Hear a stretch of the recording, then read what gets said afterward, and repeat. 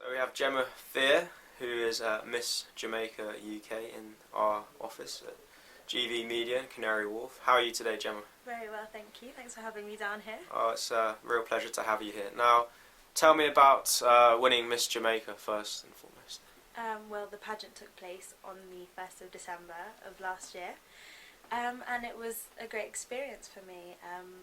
To come out winning it was obviously what I entered it for, and it's been great since. I've had a lot of opportunity and a lot of interest, so it's been fun. Okay, so why did you decide to enter into this competition? I think I saw it as a real platform. As I said, I was recently out in Jamaica, and there were a lot of opportunities for me out there, and it can open a lot of other doors for me, and it's a really humbling experience. I was able to interact with a lot of my people out there, and over here it's just, the reception's been so good. Great.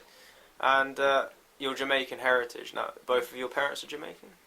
Yeah, well, my father was born in Jamaica, my Yeah. mother here, and I have a really strong connection to the island. Okay. I've been there every year. Wow.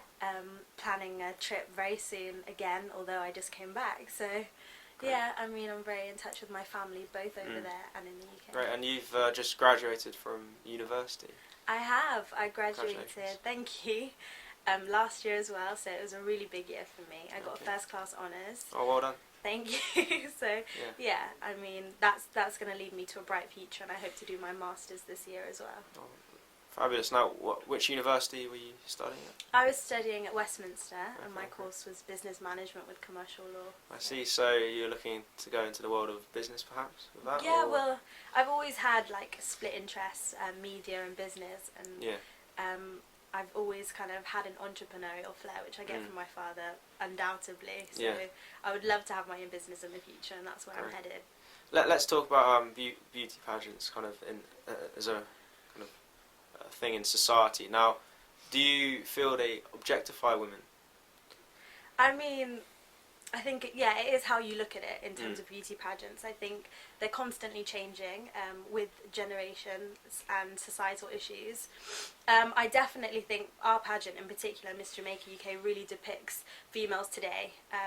A lot were in education or in, very professional lines of work. We had a chemistry teacher who was the runner-up, as well as a registered nurse, and it's all about, the era of beauty and the brains and the independent woman, and we were all just in it, for the opportunities that we feel like it can present us with, and also just to excel in our own careers. So I think, there's a lot of ambitious ladies out there, and hopefully that was encountered by the competition that I was in. So very proud to become the winner of that. No, that's great. And you mentioned beauty and brains and independence and ambition for women.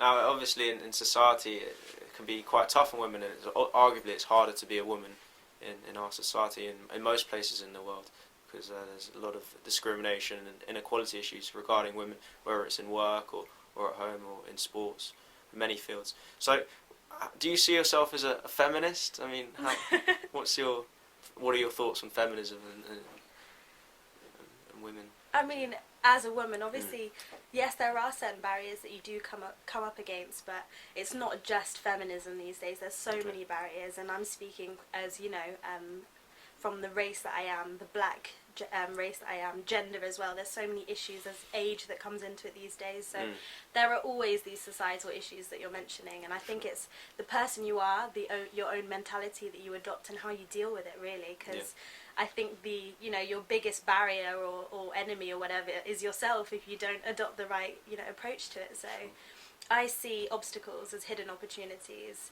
and you've just got, as I said, got to be open-minded and really just hit everything head on. And do you have any further comments or things you'd like to say for the voice readers and viewers? I guess I've had a long journey, but I still see this as the beginning of the next, not even the next chapter, but the next book, because I feel like I've closed a few books already in my time. But dream big to achieve big, really. If you dream small, you're only going to achieve small, and at least if you dream big, and you achieve half of that, you've done more than you would have dreaming small. So the only limit really is the limit that you give yourself. So don't doubt your limitations. Okay, that's great. Thank you very much for your time, Gemma. Real Pleasure speaking to you. Pleasure's Cheers. been mine. Thank you. Thank you.